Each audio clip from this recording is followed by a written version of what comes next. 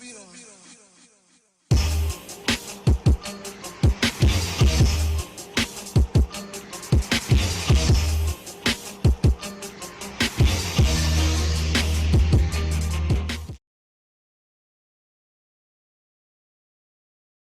going on, people? It's your boy Shawn Allen here with Black Sci-Fi TV, and I'm currently at Lightbox Film Center where we are watching the screening of a horror noir. Check it out. We've always loved horror. It's just that horror hasn't always loved us. Black people play a particular role in horror films. First, we weren't in it. We were played by white people. Yeah. We went from maids to pimps and hoes. If there was somebody black, they would be the first to die. Black films hold a mirror up to society, but at the same time give an audience an escape. Her name Miss Blackula. One fellow said to me, you were directing before it was legal. You can be the boss down there. I'm boss up here. Yes, that's history. We've shifted from being the focal point of the fear to being the heroes. This would be unheard of 25 years ago. If we can use what we've experienced, we can tell stories that people have never seen before.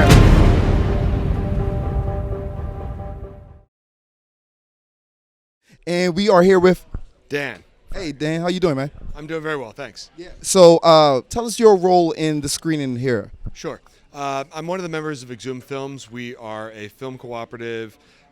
We've been doing screenings in the Philadelphia, New Jersey area since 1997, and we do primarily, excuse me, horror, sci-fi, genre films, almost exclusively on actual celluloid, so 35 millimeter, 16 millimeter. And what's going on right now, we just watched the documentary digitally, but this is trailers that are original 70s and 80s horror trailers, and we're about to go into the movie Candyman on 35 millimeter.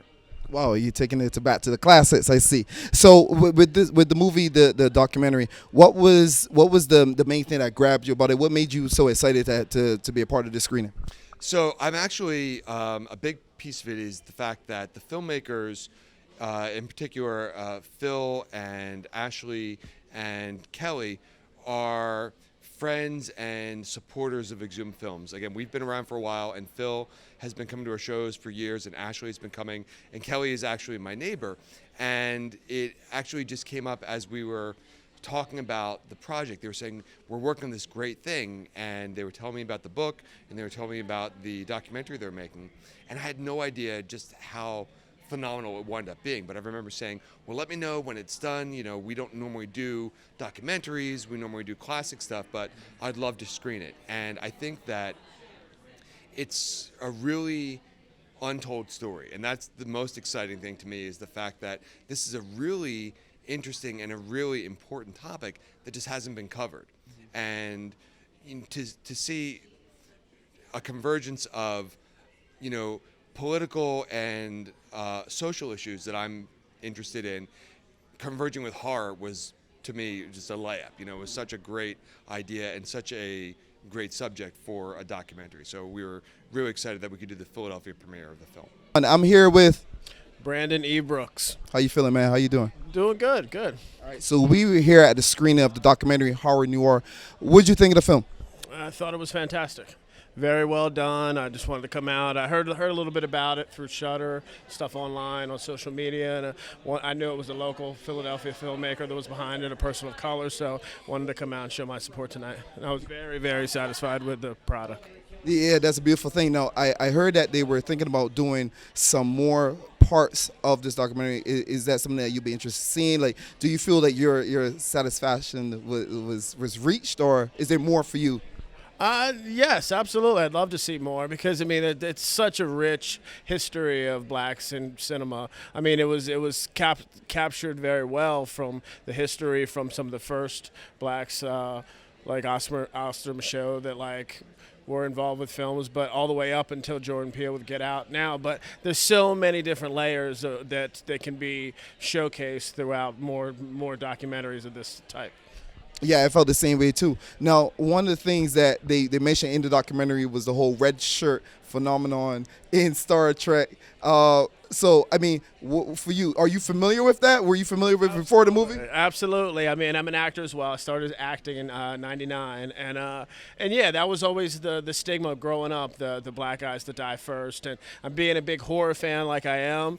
That was the depiction many times before you started seeing gentlemen like Dwayne Jones. I mean, that's why Night of the Living Dead is sticks out to me as one of my all-time favorites, just because that was the first time a person of color was the strength of the film, and someone who stood up and was a hero.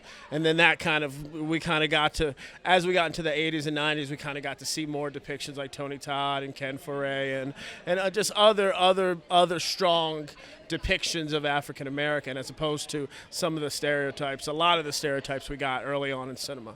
So we are here with Phil Nobile Jr. Hey, how you doing tonight, Phil? Good. Could you tell us your involvement with the screening that we just saw, Horror Noire?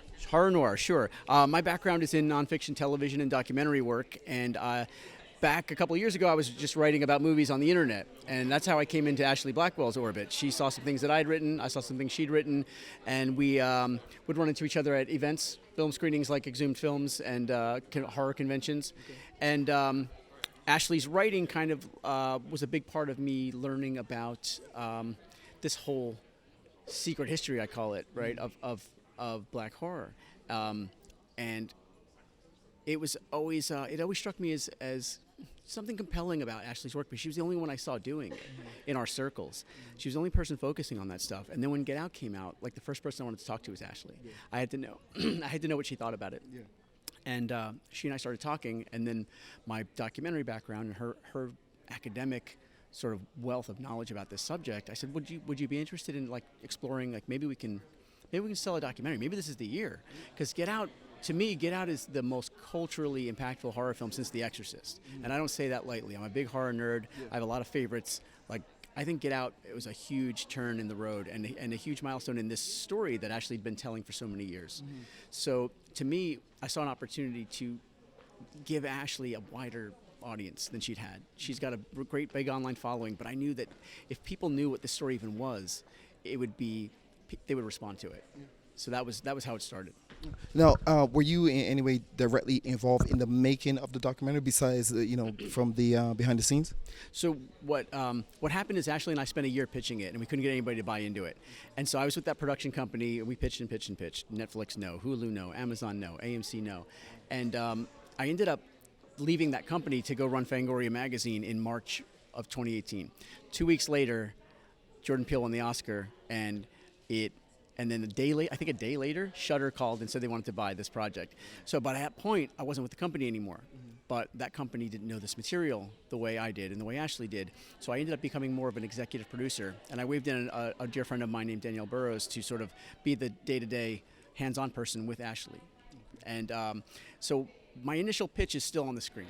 Mm-hmm. And the initial pitch is it's folks from the genre, contributors, performers, directors, fans, scholars, sitting in a theater, looking at themselves on screen.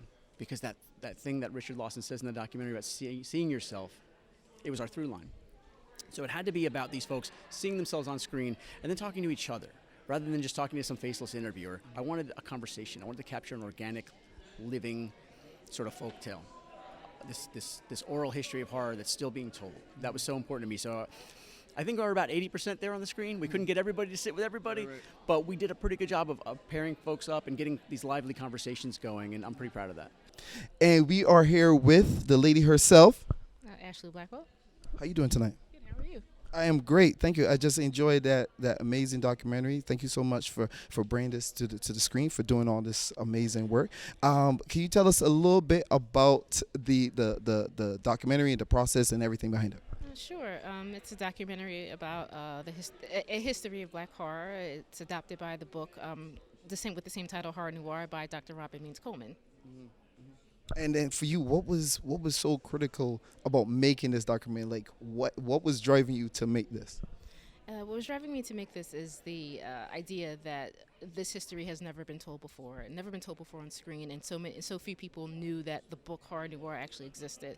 And so, everyone's ranting and raving about Get Out, but no one understands that there's an entire history that came before it. And I think that was really important to tell that story. It's something I have been screaming about online for 5 years, that specifically Black women in horror, we have a history here. We're not just these token characters, and I really wanted to make that a more prominent a thing in people's consciousness about in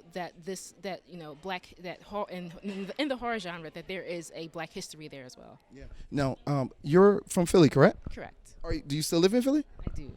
So I was speaking to Dan earlier, and I was asking him what's the importance for you of having this screening here in Philly, because he mentioned that it was going to be screened elsewhere. What was that very important for you to have the screening here?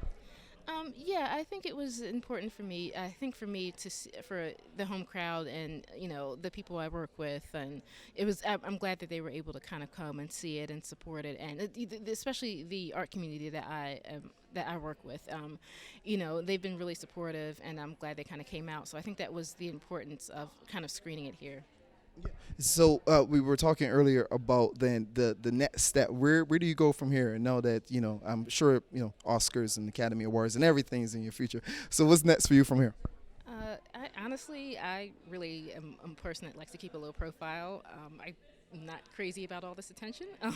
So honestly, I really just want to take all this to the classroom. I want to take this documentary and leverage it as, making this a part of, education, not just in college, but maybe even in high school, and kind of using pop culture and particularly horror as a tool to educate, our young people, and not just teenagers, but also young adults who are still trying to find themselves, and especially young Black kids who, again, representation is very important, and I think we're seeing a lot of that noise online, and I think I want them to understand that there's a context for it, that they have physical, there's something physical that they can grasp on to kind of see the kind of work that that horror, sci-fi, fantasy could do for them. Now, you mentioned the online presence. You mentioned liking to be at home behind your computer. Tell us a little bit about then your blog and how you got started with that. That's where you're most famous from, I think, right? Famous, no. Graveyard Shift Sisters is honestly, I'm just a little Black girl from Philly, and who loved horror and who understood the power of the digital age and understood that I knew that there was a community out there of other Black women who really engaged with horror, and I wanted us to kind of build those bridges together, and honestly, it kind of just blossomed into all of this research, finding Dr. Means Coleman's book, talking to another Brooklyn-based filmmaker who's documenting Black women in the 70s horror cinema, and her point of view is about these Black women are dying off. They're much older, but no one ever talked to them about their history and their experiences within this genre, and as performers and actresses during that time. And those two women, Dr. Means Coleman and Christina, really inspired me to do this. And the fact that no horror journalism or journalists or podcasts or things were talking about their work, I felt like I had to be the one kind of screaming and raising, my voice about, you need to be talking to these women and recognizing them for their work. And then from there on, it just became kind of a history of documenting Black women in horror, specifically throughout the ages, from the 30s to today. So that's kind of how it got started. Now, you're obviously a fan. You've been watching movies for a while. You've been blogging about it. I got a very important question for you. Biggest pet peeve in horror movies, go. That everyone thinks Black people always die first. The red shirt theory. As I learned, and you know what? I want to thank you, because I learned a lot in this documentary, especially with the birth of a nation. And someone was saying earlier you wouldn't see that as a horror before, but I think this shed a lot of light on the industry. So thank you so much for being with Black Sci-Fi TV. Thank you so much.